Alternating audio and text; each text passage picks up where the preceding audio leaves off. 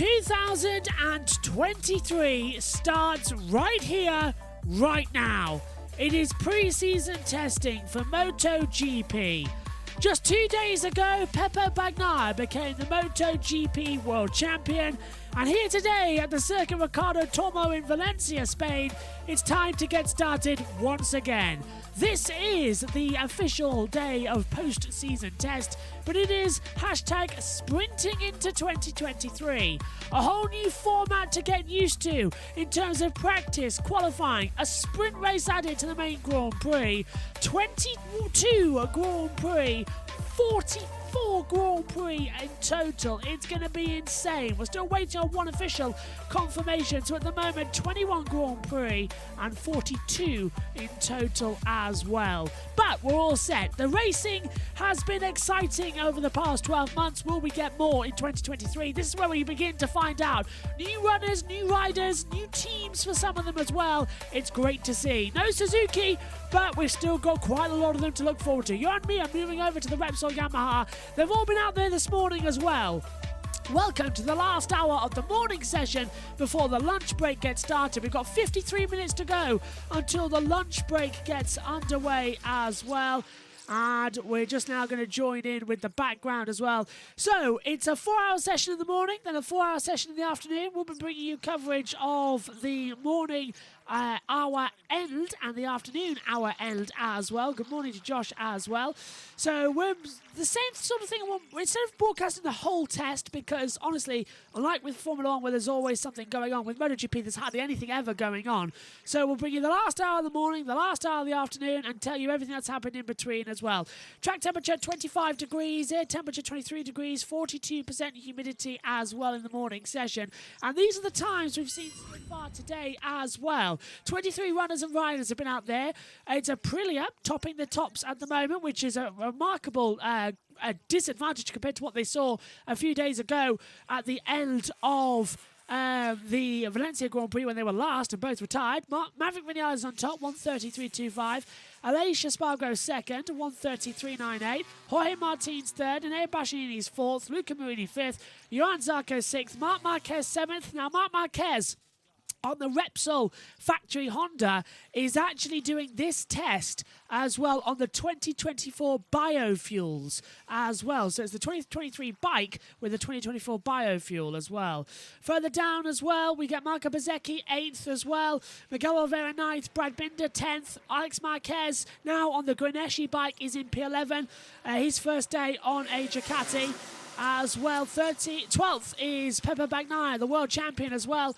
Franco Morbidelli 13th, Fabio Di Giannantonio 14th, Fabio Quartararo 15th, Paul Espargaro 16th, Takaki Nakagami 17th, Johan Mir on his first day in Repsol Honda is 18th, Ralph Fernandez 19th as well, 20th for Jack Miller on the Red Bull KTM factory, Alex Rins on the LCR Honda is 21st, Michele Pirro on the test bike Ducati is 22nd, Augusto Fernandez, the Moto2 world champion on the Tech 3 Gas factory racing bike, as well as Gas make their way up to the Premier class, now is 23rd at 132.928 as well. Now, I'm not alone, even though it looks like I am up in the commentary box, because we've got the World Feed commentators as well, of Matt Burton and Jack as well. Simon Crayfar's down in the pit lane, so say good afternoon to them as well, as I've got a phone call from Cardiff. Next year. Yeah, I look forward to it as well. Thanks also for your coverage. For your fans that have been watching, everybody on MotoGP.com, and you know, it's been a great season. We've enjoyed it, and we believe most people enjoyed it, so we'll be back next year for some other great sport, great entertainment. Len, I just thought of something when you said back next year. Your thoughts on the sprint race before I let you go. The sprint race next year, Saturdays. Do you like it or not? I thought I got away with that. I thought he didn't touch on the sprint race, so I don't need to say. You can not comment if you want, but mixed feelings. I think the idea of the sprint race is basically to provide more content, more entertainment, more things for the fans to follow, in particular the ones that come to the racetrack. So I think it will achieve that objective. So on the one side, it will be a part of a better experience for those people that are here. For us as teams, It's significant extra work, it's extra risk, and it's a new dimension. So I'm not sure that it's right that we entered into a full season. I think it would have been, personally, I would have rather tried it out on X number of races, experienced it, see whether it was actually delivering what we expected it to do, because we're suddenly going from 21 races to 42. So 42 races is it's a big load on the riders, and it's also a big load on the teams, and also potentially on the budget as well, because although the mileage may be the same, Fairing news. yeah, the risk, you know, you get more incidents and accidents during races than you do in qualification. So we'll have to wait and see. And I'm not personally 100% convinced, but let's see how it works out. Lynn, thanks for your interesting, wise words as always. Bye, and look forward to talk to you next year. Yeah, till then, thanks. Ciao. Lynn Jarvis down there then at the moment with Simon Crafar in the pit lane as well. Okay, so let's go through everything that's happened so far this morning as well, and get everyone up to date with what we, well, I don't want to say have missed, but haven't missed as well. First of all, new riders. Pol Espargaro's Gas Tech 3 bike was in the pit lane early on in the morning as well. Marc Marquez on the Red Bull, on the Repsol Honda as well. Now, the Repsol Honda with the complete livery is still the 2022 bike, but the one with the black livery is the 2023 bike with the 2024 biofuel. So not much going to be learned today from Repsol Honda.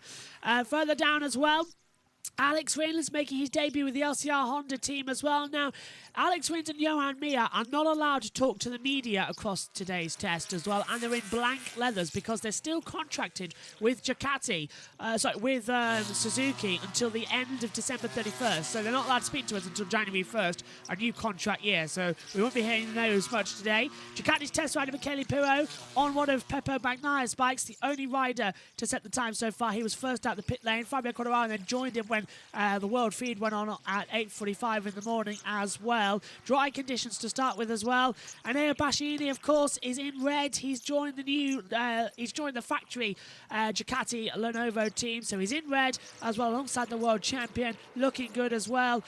Jack Miller on the Red Bull KTM as well. He too not allowed to speak to the media. He's on the 43 bike as well on the KTM. Fabio Quartararo's just going around now on the 2023 development bike as well. Big new square intake on that bike as well, which is looking very, very entertaining as well. Further up, Alex Marquez with his new team at Grenesci Ducati. He too not allowed to speak to the media, so it's not really much you can do today here so far. And Bastianini and Ducati Lenovo, Jack Miller on Red Bull KTM, Pol Espargaro Tech 3 Gas, Johan Mir Repsol Honda, Alex Rins on the LCR Honda, Miguel Oliveira now on the RNF Aprilia, Ralph Fernandez also on the RNF Aprilia, the new team coming in, Alex Marquez on the Grenesci Ducati, and Augusto Fernandez, the only rookie this season on the Tech 3 Gas as well. So the only one to move up is Augusto Fernandez. He's the only rookie in 2023, the Moto2 world champion who clinched it on Sunday after Ayagura crashed out as well. Looks to be absolutely fantastic. Okay, so we've got through the time so far as Fabio Quartararo just now developing his bike coming round turn 3. We've got a new look and a new feel to MotoGP in 2023 as well. A lot more coverage coming your way as well. Live coverage of qualifying, the sprint races and every Grand Prix as well. There will also be practice highlights on Friday evenings as well brought out. And also we'll be wrapping up every test as well live as well. This is right now morning and afternoon. This is a bit different as well. Brad says, hi Josh, why is the 2023 MotoGP season started already? Well, Brad, what happens is, this is a tradition really. 2 days after the MotoGP season ends, we stay at the venue and we have a day of testing, and that allows everybody to move over to their new teams, get on the new bikes and just start testing a little bit early as well. There's another test also scheduled at Jerez in 2 weeks' time. We'll bring you an update with that as well. Basically, because MotoGP and the motorcycles require a bit more testing than what Formula 1 does, they start earlier on in the year. And we don't get going, of course, till March 26th for the races. So it's just a fun little tradition that MotoGP like to have. We didn't have it in the last couple of years, however, due to COVID and the restrictions that we can only be here for a few days after the event. So this is the first time a post-season test has happened as well since 2019. So it's quite good, actually, that we're here, and it's quite good that it's been broadcast live. We forgot how good it was. Last time we did this in 2019, I had a split-screen vision because I had World Feed at the top and a driver track at the bottom, and then it opened up to heli feeds and all that lot as well, but that's not available at the moment. We're on BT Sport 2 watching on the coverage, and the timing screens luckily are working because we thought the pass might expire as well. But we will bring you all the updates from every other pre-season test. There's going to be one, as I said, in 2 weeks' time in Jerez. Then we go quiet until January, when we go to Mandalika as well in Indonesia for a test there, 3-day test. Then we go over as well to Sepang, Malaysia for some more official testing. Then the final test as well in Sepang, because we're not going to Qatar as the season opener. It will instead be in Portugal as well at the Portimao circuit of the Algarve. And then, of course, round 1 on March the 26th as well. We'll be live all throughout the weekend as well, with qualifying on the Saturday morning, sprint race Saturday afternoon, and the race on Sunday afternoon as well. Quartararo 12th at the moment then on a 1:31.217. He's done 52 laps so far in this morning test. Hello as well to Mondras as well. Hopefully everyone's going to enjoy the testing, as we've only got 43 minutes left of the morning session. Then we'll be back with you in the afternoon as well, bring you all of the action for that. According to my YouTube stream, I'm watching directly below me here on the control deck studio. I've got a bit blurry. Let me know if I'm all right. And I'm not completely blurred out.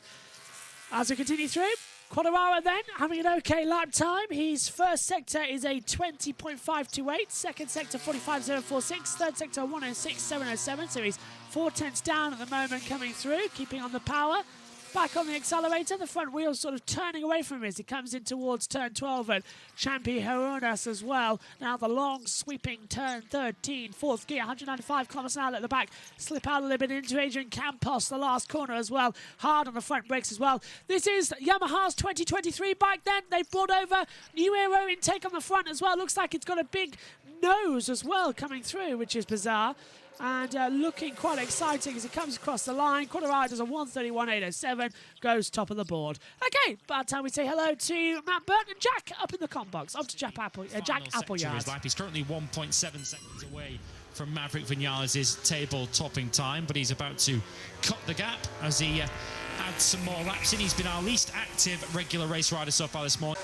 That is a jaw-dropper, isn't it? The former world champion going about his work here in Valencia. Stunning super slow motion replay of El Diablo. Well, he had to ride like the devil, didn't he, throughout 2022 to keep himself in title contention with the Ducatis, in particular when he was at close quarters with Pecco Bagnaia and Enea Bastianini on more than one occasion. Yeah, that operation that he's got to have, Lewis, it's nothing to do with the pain and discomfort on that middle finger on the left hand, isn't it? He just doesn't like the shape of it. It's just bent. He's like, no, I don't really want to be staring at that for the rest of my life, so I'm going to go under the knife just to get it back into the position that I want it to be in. So, yeah, no major concerns about pain, or certainly no concerns about the finger being damaged to the extent that we saw poor old Taki Nakagami have in the Aragon Grand Prix. As there's another debrief going on then down inside the Tech 3 gas team.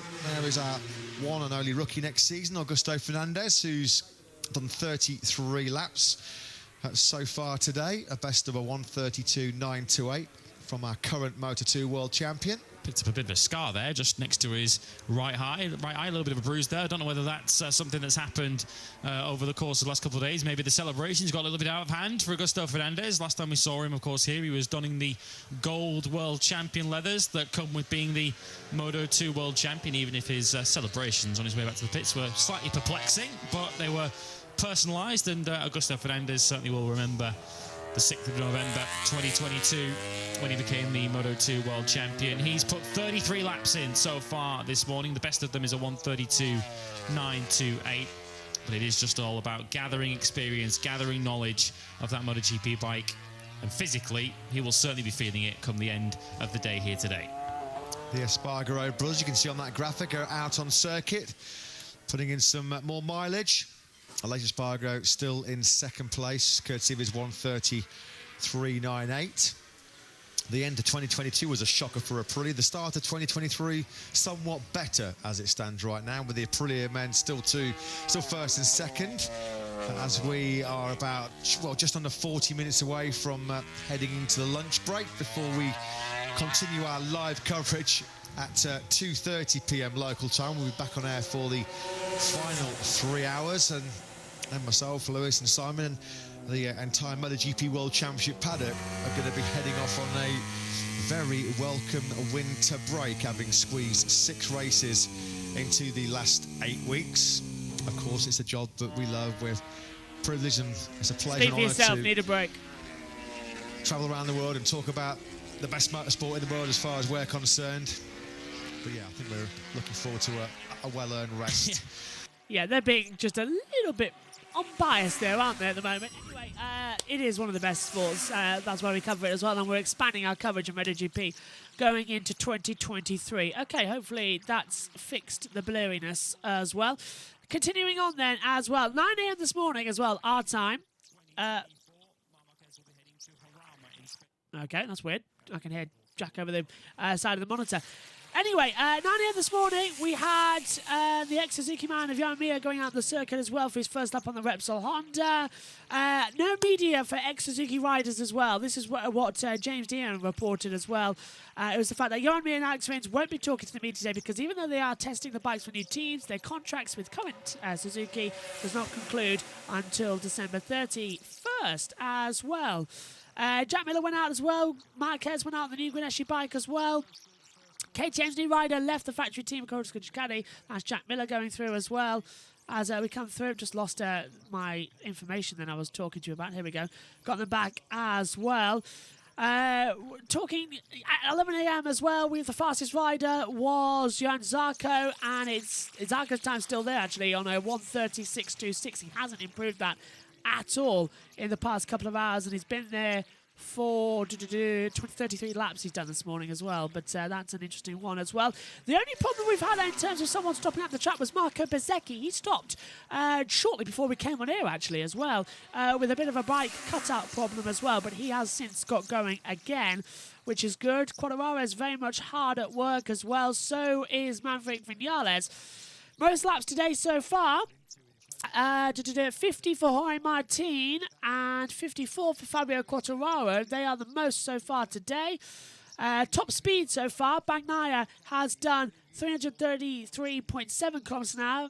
Bastianini and Marquez have both done 332.1. Zarco 330.5. Alex Marquez also 330.5. Bezzecchi 328.9. Marini, Quartararo, Binder, Oliveira all done 327.4. Vinales, Polaspargo and Di Antonio have done 325.8 kilometers an hour. They're the top speeds we've got so far as well. That's everything we've received so far up here in the commentary box in terms of information.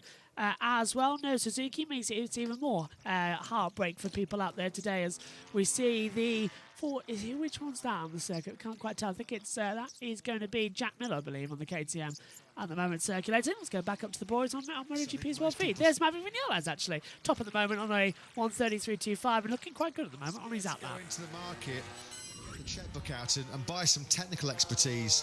They've got some top riders, but you need the engineering experience behind the scenes as well to build a competitive motorcycle. And KTM, they've certainly been aggressive when going into the technical market, shall we say. Well, they've also picked up some personnel from Red Bull's Formula One team as well. Of course, they've done the double in four-wheel motorsport this season, winning both the Drivers and the Constructors' Championship. So KTM aren't just looking around the MotoGP paddock for the biggest and best brains in motorsport. They're also looking to four wheels as well to try and find the answers, to try and make their way to the very top of MotoGP. Just incidentally, we mentioned a circuit of the past a few moments ago. We should mention, of course, next season, 2 brand new circuits are coming onto the MotoGP calendar for 2023. We'll be heading to Kazakhstan for the first time, the final race before next year's summer break at the Sokol circuit. So we're looking forward to heading there. It's a circuit, by all accounts, where we're expected to see some eye-watering top speeds around that circuit. It's got a very, very long back straight around it, and they do like to sing the praises of that circuit and talk about its top speed over there. So look forward to that next year. And also in September of next year, we'll be heading for the first time to India, to the Bud International Circuit in New Delhi. Hosted Formula One for a few years in the early part of the last decade. We'll be heading there for the first time as well next season as part of that frenetic end to the season that Matt mentioned, with 8 races in the final 10 weekends of the season. So 2 new frontiers for MotoGP to look forward to next year in our longest season yet.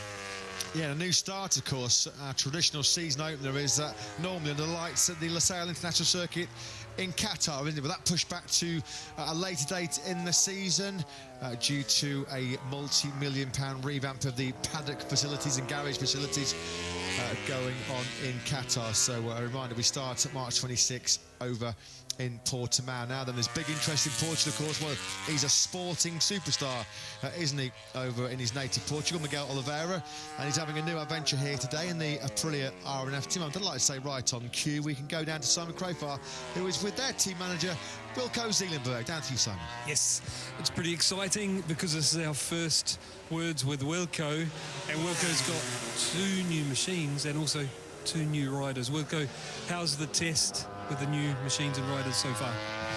Well, clearly, yeah, it has been a challenge to be here, first of all. But, yeah, at the moment we are very pleased with how everything goes. Just for the listeners, you mean all the machinery, the engineers, everything getting set, the garage set up?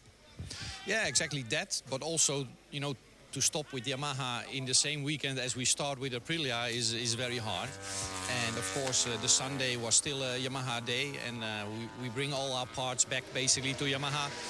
And as probably everybody knows, we are leasing these bikes and material and spare parts, and but we needed to start as well with Aprilia. So Sunday was still a Yamaha day, but Monday clearly we planned quite well, and we were yeah, quite good organized, I have to say, and we merged in good, because yeah, a lot of planning, probably 2-3 months we spent to merge in well, to be able to, that everybody understands what needs to be done, you know, because with 25 or 30 people suddenly running around one bike, that's a lot. And then if somebody is doubting or you only get a lot of questions, that doesn't really work. So behind the machinery, your staff working on the bikes, many changed there? Like new technicians come in, or some Aprilia specialists, something like that? Yes, yes, for sure. The whole team actually stays as it was before.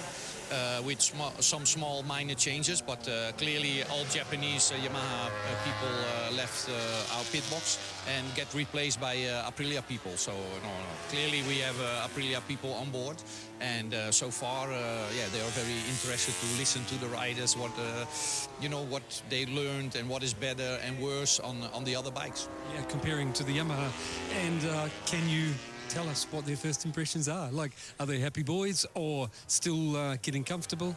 Yeah, for sure, still getting comfortable, because you know, both boys were on the KTM, and yeah, the first thing they say, the bike is quite smooth. They say the power delivery and the reaction on the bike, the curbstones, etc., etc.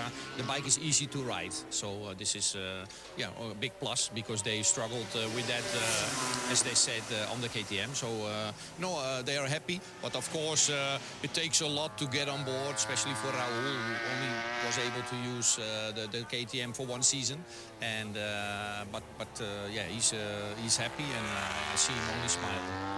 Wilco, thank you for your time and best of luck again with your new riders and new machines. Thank you very much. Amazing to hear as well for Simon Crowfar, getting so many people down there in the pit lane as well in this morning session. We are up to date with everything that's happened out there. Marco Bezzecchi is actually just interested us all up here in the commentary box. 20.387, exactly the same first sector time as Maverick Vinales achieved earlier on in the session. Now he's gone 3/10 down in the second sector as well. The Mooney VR46 bike, that is the 2022 bike he's running as well, but it has got some 2023 machinery parts on it as well. This is effectively just a free day of testing for everybody. Post-season, not yet into the 2023 regulation budget cap, so it's just a free-for-all, really, of what you can put out there and what you can do and get information on the teams as well. So it's a remarkably good effort in my books as well to keep it going. Of course, if you're worried that we're not about Formula 1 testing, we will be showing all 3 days of Formula 1's test live, of course, here on YouTube as well. I think it actually clashes with another Grand Prix.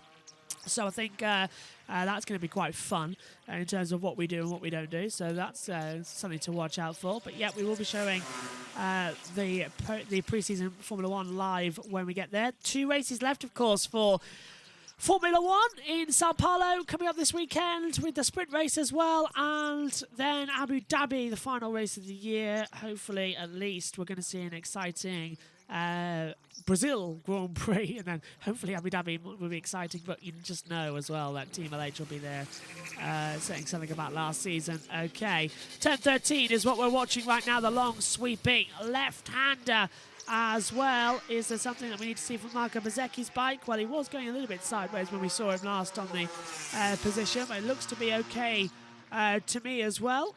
As it's all looking good. And actually, while I'm sat in my GT Omega chair, I must just tell you that PSGL PC is back this week as well, and myself and Richie will be commentating on Formula 3 this year as well, so a promotion up as well. Wonderfully sponsored by GT Omega as well on the PSGL side. So can't wait to get back in the comments box for that on Thursday as well. It's a busy week actually for me in the commentary box. I only had Monday off as we come through. There's the hashtag sprinting into 2023. Want to know your opinions, of course, in the chat room. Do you actually like sprint races in MotoGP? Is it a good idea or is it a bad idea? Yes, you like... Actually, let's start a poll, shall we? Let's start a poll as well. Do you like sprint races? Races in MotoGP, question mark. And it's a simple yes or no answer. There you go. I've asked the community, do you like sprint races in MotoGP? Yes or no? Get voting, and I'll close that vote in 25 minutes' time as well before the end of this morning session. 4 hours in the morning, 4 hours in the afternoon as well as we go on a lunch break. So it's just perfect just to sort of keep you up to date with what's happening out there. Taki Nakagami on a brand new bike as well. Just seeing where he is at the moment. He's 17th at the moment on the LCR Honda as well, and he's looking good. Previous best lap as well was on lap 12, so this is a much needed improvement for Nakagami, who's out there now. I think on the soft front tyres as well, with the weather conditions being the way they are. Nakagami does 15th on a 1:31.257, so moves up the order as well, and nearly drops it coming towards turn 1. 23 then of Enea Bastianini is coming out onto the circuit as well on the Ducati. Ducati not wasting any time. They've brought their brand new bike here as well, their 2023 machine. And quite ironically, the new rider for the factory team, the 23, is heading out for the first time in a couple of hours on that new bike. Let's go back over to the world feeds. In recent years, fine performance out of aerodynamics in the MotoGP World Championship. They probably spend as much time on the computer designs in the wind tunnel as they do out on circuit. The Bologna factory, as we mentioned, they have been the trailblazers. So many experiments that GD Lina introduces, you do tend them to be copied by much of the MotoGP paddock. Wasn't that long ago, was it, that we saw the Stegosaurus rear seat wings fitted to a Ducati, and then now, well, right on cue, pretty much every single manufacturer that has those Stegosaurus wings. They're quite large, aren't they? Quite big compared to what we see on the Ducatis, as Fabio Quartararo then goes out for another stint in this day. Good to see some Quartararo fans have hung around in the grandstand. I think he's just giving them a quick wave there. They're just a pocket of seats that are open for the public at the end of the pit lane here today.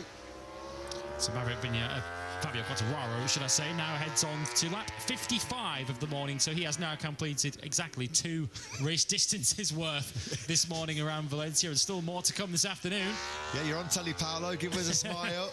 When he talked to Simon Crayford early on, he gave us fantastic insight, as he always does. But without any question, Lewis, you could tell in that slightly more gravelly voice that Paolo Ciabatti, as you would expect, and I'd be bitterly disappointed if he didn't, had a pretty mammoth Sunday night here in Valencia. Why wouldn't Ducati celebrate to the hilt after winning their first World Championship in 15 long years? When myself and Elliot York came to the circuit here yesterday and interviewed a number of key personnel, including Paolo Ciabatti, the first question we asked all of them was, so how was last night? And they all sort of said, yeah, it was good. Gigi Dall'Igna said it was a good night, but it was short. So they clearly went very hard and then made the most of the celebrations before an early night in bed. But they've waited 15 years for those celebrations, so you can fully understand Ducati making the absolute most of it, of course, including gate-crashing Pecco Bagnaglia's press conference, as we mentioned a little bit earlier on. They'll certainly be hoping, as I say, that they don't have to wait 15 years for the next one.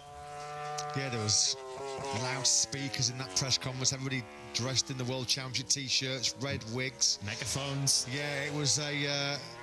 Jack Miller commandeered a forklift. Press conference pitch invasion, wasn't it? It was great scenes, and as you can understand, you know, Ducati have spent gazillions trying to win back this World Championship. They've invested so much in Pecco Bagnaia. Davide Tarlocci telling us that they first wanted to sign that young man when he was winning Moto3 race on the Mahindra. Without being too disrespectful, I think it's fair to say that the Mahindra at that time was certainly not the strongest or most rounded of Moto3 packages. But what we do know, it was a great proving ground, wasn't it, for some young talent. Jorge Marti, Marco Bezzecchi all cut their teeth in World Championship on Mahindras. We'll quickly go back down to Simon in pit lane. I just wanted to let you know Marc Marquez is already out of his leathers and busy listening to Mir debriefs on the other side of the garage. Thanks for that observation then, Simon. Yeah, debriefing at the moment are the Espargaro brothers. They're just doing the usual, the old hands over the mouth, so we can't try and listen or lip read what they're saying, but it did look like there was a smile on the face of the younger Espargaro sibling. Pol Espargaro, at the moment, he's 13th in this one day of testing in Valencia. Yeah, Pol Espargaro 13th on the Tech 3 gas as well, as we leave the world feed for a little bit and go back later. Fabio Quartararo 11th at the moment, then 9/10 off the pace. Looks like he's going to make a beeline towards the line. Is this going to be any improvement? No, it's a 1:31.527. His best lap is a 1:31.087, so he's 5/10 off his own best time in that respect as well. There's the world champion with Davide Tardozzi. It's Pecco Bagnaia talking with Davide Tardozzi. Of course, his heart rate went up to 127 beats per minute during the Grand Prix on Sunday. Fabio Quartararo has already said that last year is consigned to the history books. He's on course for 2023. His eyes fully focused on what he needs to do to be world champion once again. But he's going to have a big, big stop in the way of Pecco Bagnaia, who came from 96 points down to 17 up at the end of the season to be crowned world champion. Honestly amazing. And of course, we had the award ceremony on Sunday evening when he put his plaque on as well, and he looked a bit emotional when he did that as well. Ducati's first championship since 2007 with Casey Stoner at the wheel. It's been a long, long time. Not even Valentino Rossi, not even the great Jorge Lorenzo could master that bike. Not Andrea Dovizioso either, though he came very close to a world championship 3 times. It had to take Pecco Bagnaia, who at the start of the season crashed out so much we thought he'd lost it. By Austria, we thought he'd lost it as well. But he'd won 2 races before that. Netherlands, Silverstone, Austria, San Marino, 4 races in a row with victories. 5 podiums in a row as well with a second place in Aragon. Then he crashed in Japan, 3rd in Thailand, 3rd in Australia, victory in Malaysia, 9th in Valencia. All that was enough to clinch in the title as well. But it did go down to the final round of the season, as we sort of all knew it would. 4 hours then, 20 minutes left of this one day of testing. We're coming up to the lunch break in 20 minutes as well, where we'll go off air after the first hour. We'll come back on for the very last hour of testing as well. And that's pretty much what our procedure is going to be. The last hour of every single test day of MotoGP, we will be live, talking through everything that's happened as well, talking through all the news that's been breaking in the months as well. And it's all go as well. Then, as I said, the first race is in Portugal on the 24th, 25th and 26th of March next year. On the Friday, you can join us as well for the practice highlights. On Saturday, you can join us qualifying live, then the sprint live, and then in the evening, the free practice 3 highlights will be released, unless we can get them out during the day. It depends on what we're doing. And then, of course, actually, that might be more possible than you think, actually. And then on Sunday, you can join us for the Grand Prix as per usual. So we're expanding our MotoGP coverage this year. Every single session you'll get to see as well in some form. We'll be live for the British Grand Prix of MotoGP, all sessions live there, live for the season finale as well, if all goes to plan. So we get a couple of them live per year with the practice sessions as well. But it's just a lot more excitement and a lot more build up to our MotoGP coverage, because it is a World Championship. It deserves some more stuff as well. The only series actually that isn't having a big shift in 2023 is Formula E, because it's not possible, because it's a one-day format, Formula E. So everything will still be condensed into the pre-show. So that is still sort of staying the same, but everything else is changing up a bit. But yeah, that's pretty much how it's going to go as well this season. Apart from the fact that for Formula E, qualifying will still be live, so the practice sessions might have to get condensed into qualifying. It's all a mess. It's all a mess at the moment, what we're going to do with that. But British Touring Cars, that's changing up as well. Qualifyings will get released before race 1, race 2, race 3. So there's you get to see all the qualifyings as well. Some live, some highlights, depending where we are. Then we get for, let's see, Formula 2 and Formula 3. That's pretty much staying the same as well. So I think we're going to have Friday show highlights of practice and qualifying, Saturday sprint live, Saturday sprint live, Sunday feature live as well. Moto 2 and Moto 3 going to be, and Moto E hopefully, because Moto E is a bit difficult to get a hold of in terms of coverage. So definitely Moto 2 and Moto 3 will be joining our ranks this year. Some live, some not live as well for Moto 3 and Moto 2. As well. So we've got loads of plans for next year. Bigger and better. The busiest season ever. And because we already do everything, we're just sort of making it a lot easier on ourselves to broadcast everything. So I'm not too worried about what we've got on next year. It's just basically what we're doing, but live. So it's not too much difference, actually, as well. It's just more airtime on YouTube Live for you lot to watch it as well. So we like that better. Anyway, 17 minutes to go as well. And into the pit lane comes Pecco Bagnaia, who was on the bike. No, it's an Air Bashini on the bike, of course, coming into the pit lane to debrief as well. Let's head back over to the world feed. And you continue into next season, just to work on Fabio Quartararo, who we just saw a moment ago. Certainly not dropping his standards, even at this late stage of the year. His last 3 laps, was just keeping an eye on them over the screens, were a 131.119, a 131.102, and last time over the line, a 131.194. He is still putting that incredible consistency together, even at such a late stage of the season. It must be so demotivating to have lost the World Championship in the way that he did, just putting everything into it, of course, missing out to Bagnaia on Sunday, but they are highly motivated because they want that title back, even at the end of his 59th lap of this morning. In what have we had? Just 3.25 hours of running. Fabio Quartararo has done over 2 race distances now as he pulls back into the pit, still not letting those standards drop. I just love that. This pit lane is awash with multi-million-pound motorcycles. What people estimate that these MotoGP bikes, when fully built up, are worth around, let's just say, a guesstimate, €1 million. It's high-tech stuff. So we've got 23 bikes out there, so not far short maybe of around 20-25 million pounds worth of kit. And when Air Bastini came and sat back in that garage, they've just got a little sticker covering the number, I guess, from Jack Miller's seat, just to so what, a 10-pence piece of gaffer tape with his number on it, masking Jack Miller's number in the seat. There are the small pocket of fans then who've hung around here in Valencia.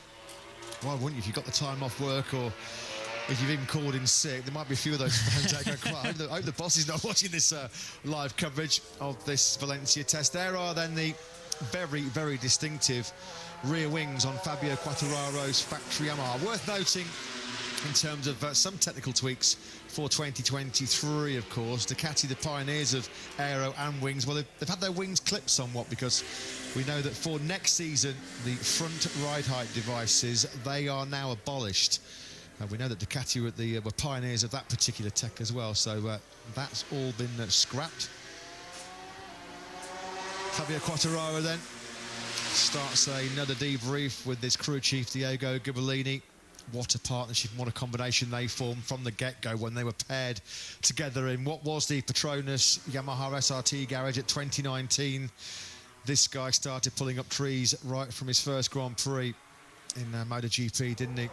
And we should mention as well that special crop of rookies, that class of 2019, our last 3 MotoGP World Champions all came to the Premier Class in 2019. Joan Mir was victorious on the Suzuki in 2020. Quartararo was the World Champion 2021 for Yamaha. And of course, Pecco Bagnaia, our current World Champion, newly crowned here on Sunday in Valencia. 4 rookies stepped up that year.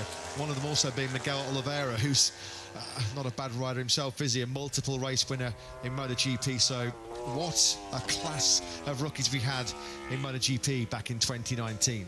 And it also underlines just how competitive MotoGP is nowadays. We've now had 4 different world champions in the last 4 seasons for 4 different constructors. Marc Marquez, the world champion, of course, for Honda in 2019 in that record-breaking run to take the title that year, and 3 world champions that succeeded him, as Matt just mentioned. So it's over to you, Brad Binder and KTM next year, or perhaps Jack Miller, or even Aleix Espargaro or Maverick Vinales at Aprilia to try and keep that run going in 2023. So Luca Marini, he's done another shift on the GP22. The only Ducati rider that will not be getting any machinery upgrade next year. That would have probably been a bitter pill to swallow initially, but he said, well, I can't change it. I can kick and scream and throw my toys out the pram as much as I like, but it's not going to change the situation. Maybe at the start of next year, it might be a bit of an advantage with the proven GP22, because as we expect, Ducati won't turn up with their final version of the GP23 until the Portimao test, which takes place in mid-March. But Luca Marini, his motivation for next year will be to prove that, well, Ducati should have maybe given him that upgrade to the GP23. Of course, as it so often does in so many scenarios, it comes down to money. Because breaking off turn 8, breaking off turn 11, and 14, I have a little bit less feeling, but especially it's more difficult to put the bike where I want during the break. Marco Bezzecchi here. He's a little bit better. Great to hear then, Luca Marini and Marco Bezzecchi just having some conversations there as well. 12 minutes, 29 to go. Until the lunch break, of course. 4 more hours will be after that. David Emmett, who is at Moto Matters on Twitter as well, a great MotoGP journalist. I highly suggest you follow him as well, along with Simon Patterson. David says, times at the moment are fairly irrelevant. People are testing a lot of stuff, more than usual at the Valencia test. Maverick Vinales' reign as king of winter testing remains unbroken. Mir, Miller, Raul Fernandez, all on a very similar pace off Vinales, 1.3 seconds off Vinales. Rins is 0.3 off them as well. He also then says, 44 seconds ago, wild guess based on absolutely nothing. Adapting well, Oliveira up to speed very quickly. Pole much happier than he was at Honda. Well, Pole is in... where he's on the board, 13th fastest, so 131.183 on the Tech 3 gas, and Miguel Oliveira is looking at the timing screen, trying to find out where he is. Actually, it's like honestly trying to find a needle in a haystack. And Miguel Oliveira is here, 9th on the RNF MotoGP team. As well, 1:30.936. So times are improving out there. Times are looking good as well. And it's nice, as always, as Jorge Martin comes in on the Prima Pramac to have a discussion as well. A lot of 2023 testing then, a lot of action as well. Not that we know exactly what's going on, because we can't speak to half the riders out there today at the moment, but we're getting a lot of information down in front pit lane as well. A lot of information needing to be as well, seeing what's happening as well. Interesting, as I just find something coming through. All right, 11 minutes to go then off the session. Time's okay. Jorge Martin's looking good out there. And hopefully as well that we're going to see something. I'm just trying to find out any more information as well. Oh, Leslie Phillips has died as well. Oh, that's Leslie Phillips, great British comedy actor. I've just learned that he's died. Oh, no. Right, I'll go and inform. Let's go back to PT. Going to be fighting for individual glory. And of course, another issue for Martin, it's not just the fact that he won't be, well, he hasn't got that factory ride.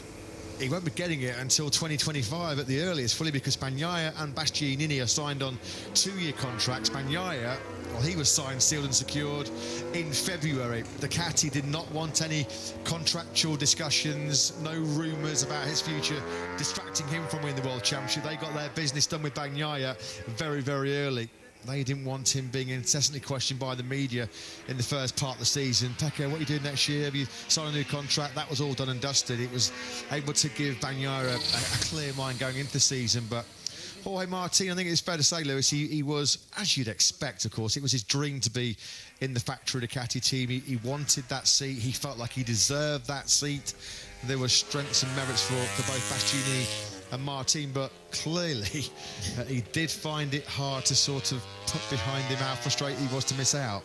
I thought coming into this season, and I'm probably not alone in this, that I thought that factory seat for next year was Jorge Martin's to lose coming into this season, particularly how he finished 2021, but it just didn't happen for him in the early stages of this season. And there, Bastianini's form just became too good to ignore in the end. Ducati kind of had to make that decision to promote Bastianini because his results justified it. Just one little note there, just before we cut away from the Pramac Ducati bit box, you might have noticed with his back to the picture a familiar person in slightly unfamiliar clothing, because there is a new team manager within that Pramac Ducati pit box. It's Gino Borsoi, who is now running the operations there. Of course, he's been a stalwart of the Aspar team across all classes for many, many years. A 17-year association with that team. Of course, Aspar had a dominant run in the Moto3 World Championship this season, winning the Riders' Championship with a first and second for Ethan Guevara and Sergio Garcia, the Teams Championship and also the Constructors Championship for Gas. A highly emotional end to his time with the Aspar team, a real family feel at that squad, which Gino Borsoi was a huge part of. But he is now the main man and the man in charge at Pramac Ducati. So we'll hope to hear from Gino over the course of the day. Always loves a chat. And I'm sure he'll be very excited to be reunited with Jorge Martin. Of course, they were together previously in their Moto3 days. They helped launch the World Championship career of the number 89. So he knows Jorge Martin's potential. And you do feel that Jorge Martin will be a title contender next year. The problem for Jorge Martin at the start of this year, he was thrown a real curveball by that sort of aggressive power delivery on the Ducati at the start of the season. Of course, Ducati did make a late pre-season tweak. They had a hybrid 21-22 motor, but they only homologated that for their factory team. They only did that for Pecco Bagnaia and Jack Miller. And speaking to Jorge Martin over the sort of last few weeks or so, he said that they never really got in the ballpark, never really found a base setting until around Silverstone at the British Grand Prix at the start of the second half of the season. And that was just far, far too late. I mean, if you look actually at Jorge Martin's record from Silverstone onwards, he was fighting for front rows and podiums in pretty much every Grand Prix, but they were just chasing their tail for so much of the first half of that season. We saw there Alex Rins with a very, very influential Honda figure. Well, I just want to say about Jorge Martin, yeah, that's completely right. What the World Feed just said, Matt Burt just said, is absolutely correct. As Espargaro does a 1:31.520, stays in second place. So Maverick Vinales, reigning crown as Winter World Champion, is being kept up. But Jorge Martin has got exactly the same amount of pole positions in 2022 as Pecco Bagnaia had, 5 each. Martin, however, still with no victory from this Formula 1, the season just gone now, 2019. His last win was Styria 2021 when he went 3 wide across the line and got just ahead by a fraction of a wheel. So that is incredibly disappointing for Martin. But this year, he's going to be on the Prima Pramac, is going to be on the 2023 Ducati. It's a lot more fast, it's a lot more powerful as well. So everyone knows what's going to happen as Lorenzo Savadori, the Aprilia test rider, is just in the back of the garage now as well, watching on with everybody. So that's going to be great to see. Now, the MotoGP votes for sprint races. Do you like sprint races in MotoGP? 70% of you say yes, 30% of you say no. That is interesting. That's an interesting comment. I didn't realise that it would be a yes rather than a no vote. 70% yes, 30% no. Okay, we'll take that. Vote closes in 5 minutes' time when we sign off for the morning session hour. And then we've got our lunch break. We'll be back in the afternoon session for the final hour as well.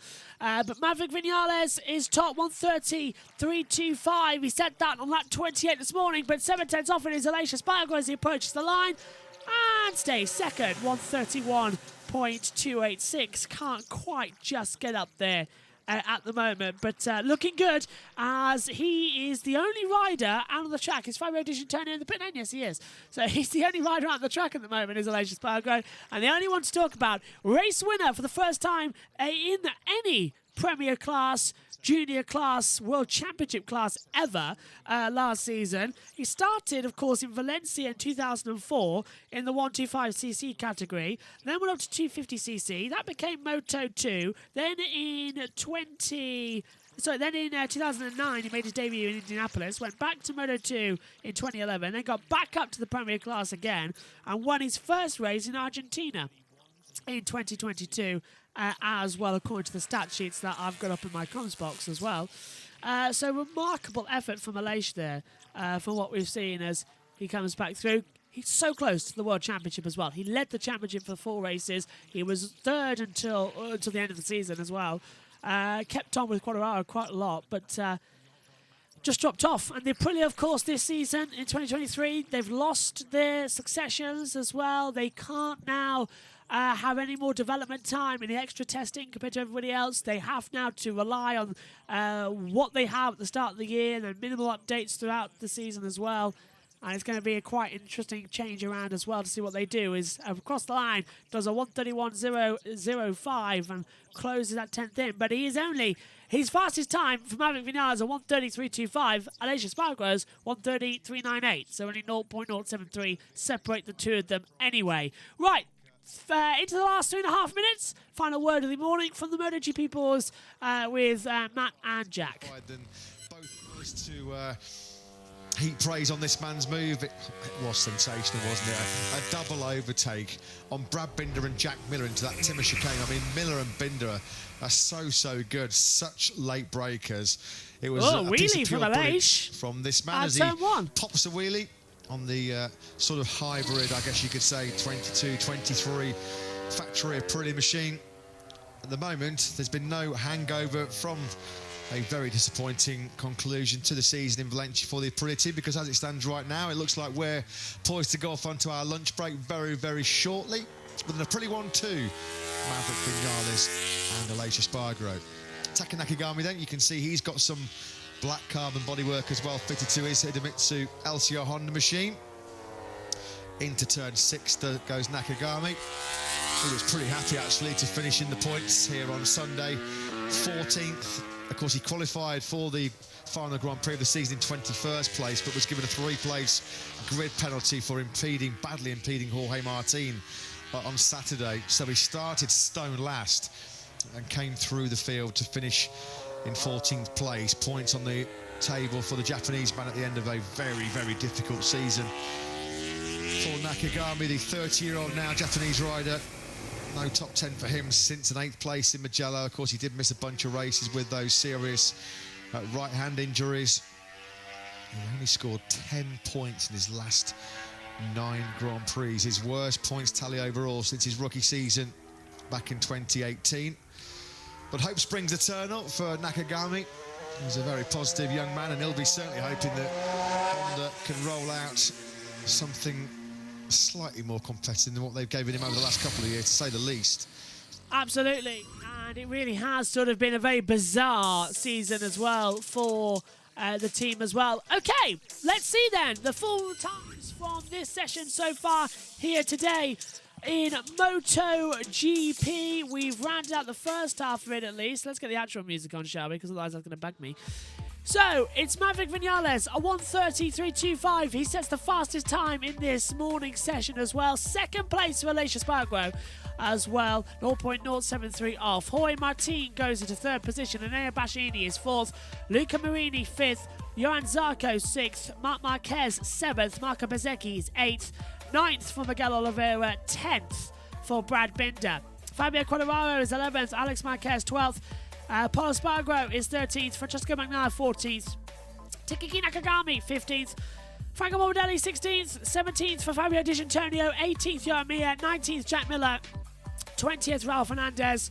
21st Alex Rins. 22nd Augusto Fernandez. 23rd Michele Pirro. In the morning session then here in MotoGP, it is Maverick Vinales who tops the timesheets, a 1:33.25 as well. He remains the king of pre-season testing as the timing stops 3 hours 59 to go, but the red flag heads out on the circuit as well to stop the running for this first part of testing. We will see you then in a couple of hours' time. 3:30 GMT is when we are back on for all the action. We've ended the poll as well for the sprint races. 70% of you say it's a good idea. 30% of you say it's not a good idea as well.